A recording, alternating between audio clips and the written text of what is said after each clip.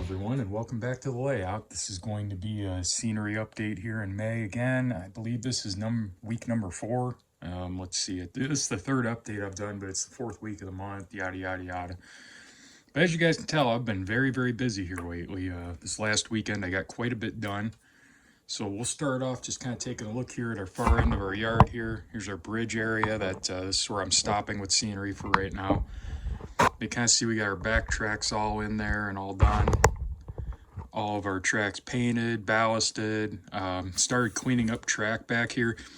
Now this is a really good spot to show the difference between when you first put this rust paint on, this burnt sienna, it's very orange and bright, but when you come back through with a bright boy and clean it all off, it kind of lightens it up a bit and kind of gives it this more railish color, so it's not as obnoxiously like rusty orange like you see there. So that's kind of a good spot to show that there.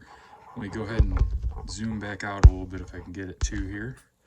As you can tell, we've got all of our bushes and stuff here along the edge to kind of blend things together.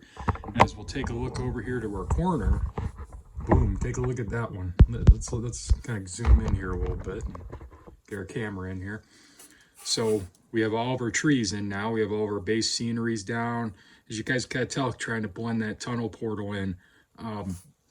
All I did over here really was just put down some basic woodland scenics, ground cover kind of stuff, some of the different turfs, just kind of randomly put it down everywhere, and I got a little dirt over here at where these rocks are at over there over the foam.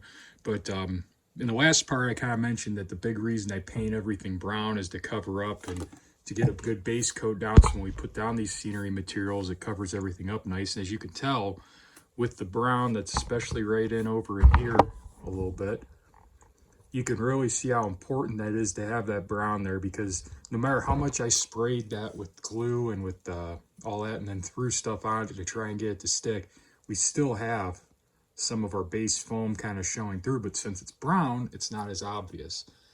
Also, as you guys can tell, I made a boatload of trees, just a whole bunch of them. Those are the, oh, what the heck are they called? They are from Scenic Express. They're, oh, super trees. That's what those are called. As a lot of you know, I like to be cheap. And if you buy trees, they can get to be a bit expensive buying the pre-made ones. So I make all these ones from the Scenic Express. I got a box from a few years ago, and I still have, gosh, 2/3 of the box left. So let me go ahead and readjust the camera, and then we'll get a little shot down the side here a little bit more. All right, so now I kind of get a little better look at our curve here and kind of our face of our mountainside here, so to speak, coming out. As you can tell, the rocks are kind of all blended in. I kind of just threw some dirt on them a little bit just to try and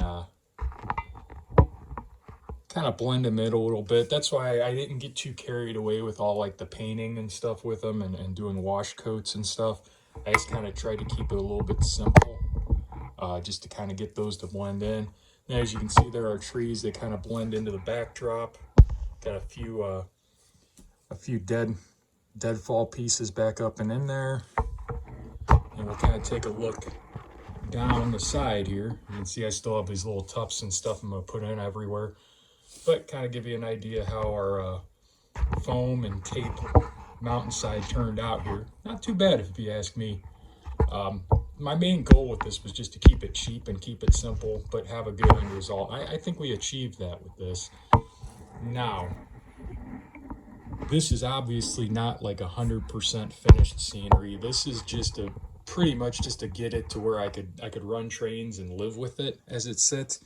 Also, I got this water effect down in the ditch there. I gotta keep pouring that, but I'm gonna come back through and add more of these little like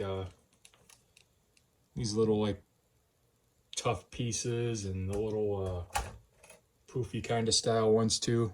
Just gonna be throwing those in as I get time, but for right now, this is just kind of getting a base scenery done. Let me go ahead and I'll adjust the camera one more time to show what I hope to be working on and have done next week. All right, so now we have our camera kind of moved out here. We could see I still have these whole front tracks to do yet here in the yard around the corner. I wanted to get those back ones done, that way I could get everything cleaned up. But I'm going to go right up to this bridge right here in this transition. This is going to be my breaking point for this. But I want to get all this done in the front. We're going to have like a road kind of going up here and dead ending kind of deal. Might have it come across these tracks, but I haven't quite made a decision on that just yet. And then this right here is kind of my question mark. This is my track right here I keep for cleaning off wheels of locomotives. So what I'll do is I'll take a piece of paper towel, put a little of the 99 or 91% rubbing alcohol, whatever the heck it is, on it. And then I put the locomotive wheel, I put the paper towel over the track and then put one set of the wheels over the track to clean the wheels.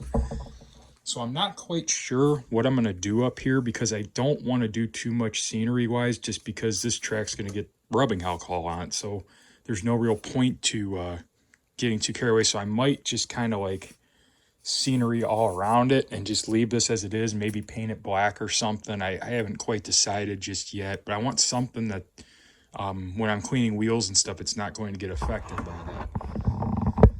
But hopefully next weekend I could get all this done. I got to try and get this airbrushed during the week, hopefully. I'm hoping I get it airbrushed and get the track painted and then come in and do ballast this next week. So that way next week's update will be this whole corner at least having the base scenery work done yet. Like I said, it's not going to be completely done, but I think it looks pretty good for right now. I'm liking how the corner turned out with the trees and the backdrop and everything. And good old foam mountain for just being foam and masking tape, I really think turned out nice. So see a panning shot of it there.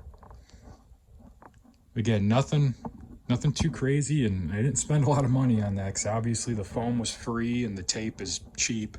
And I think probably combined on that entire mountain, I might have used one whole shaker of scenery material between the different colors and such. But overall, I think it looks pretty good. As always, I want to thank everybody for watching and tuning in and for sticking with me on this extended project I've been working on here. Hopefully, in the next week or two, I should have some weathering videos out. Hopefully, I've got a couple projects that are almost done, so hopefully I could get those wrapped up and put together into a video and put out to you guys. But thanks for watching, and I'll see you next week.